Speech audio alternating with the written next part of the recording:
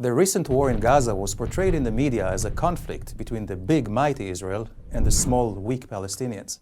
But is this the full picture?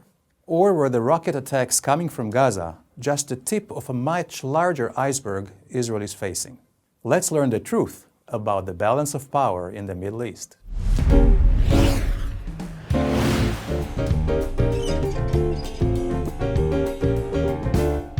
So, is the Israeli-Palestinian conflict an isolated struggle of the Palestinians in the West Bank and Gaza for independence? It's a far bigger conflict than that. The Palestinian armed struggle must be seen in context as a broader Middle Eastern effort to destroy Israel. Here is a quick historical reminder. The Palestinian Liberation Organization, the PLO, which is run by Mahmoud Abbas and officially represents the Palestinians, was established in 1964 by the Arab League. This was back in the days when Gaza and the West Bank were occupied by Egypt and Jordan. The PLO was not established to fight Jordan or Egypt's occupation, but rather, just as its charter stated, to annihilate the Jewish people living in Tel Aviv and Haifa and take over all of Israel. Also, Hamas, which controls Gaza, must be seen in context. This organization, which was formed in 1987, is only a local branch of the Muslim Brotherhood, a radical, transnational and anti-Semitic organization operating in 70 countries. One cannot ignore the fact that 3 times over the last 70 years, Arab armies united in an attempt to destroy Israel. And let's not forget, Qatar, Iran, Saudi Arabia and other Muslim countries still actively support terror against Israel and call for its destruction. Now, is it only a coincidence that the Arab translation of Hitler's Mein Kampf or the notoriously anti-Semitic Protocols of the Elders of Zion have become bestsellers in Muslim and Arab countries? Bestsellers!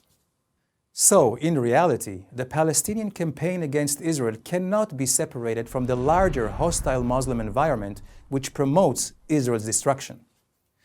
This environment is 650 times larger than Israel in size, 50 times larger in population, politically much more powerful since the 22 Arab countries and 57 Muslim countries operate as a united bloc against Israel in diplomatic forums. And militarily, they far outnumber Israel in armed personnel, tanks and aircraft. In addition to regular armies, Israel is dealing with Muslim terror. Hezbollah in the north is threatening Israel with an arsenal of 100,000 rockets, far more than most governments have in the world. ISIS and Al-Qaeda are on Israel's borders in the Golan and Sinai.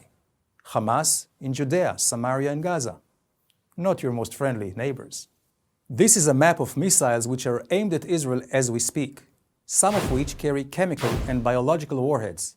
And Iran is working on a nuclear bomb which could reach Israel in minutes. And economically, Arab League states produce over 30 million barrels of crude oil per day. That's about $1,000 billion worth of oil per year.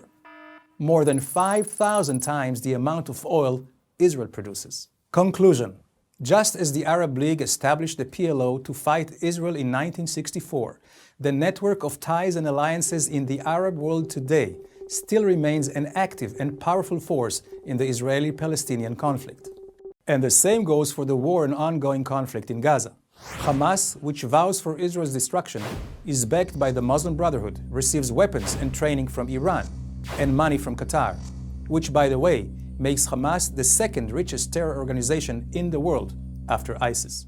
The fact is that Israel is a small country fighting for its survival in a large and hostile Middle East. So, is this why you should support Israel? No.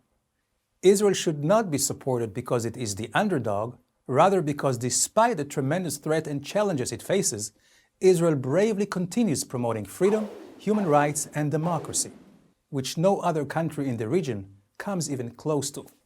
Now, doesn't that put things into perspective?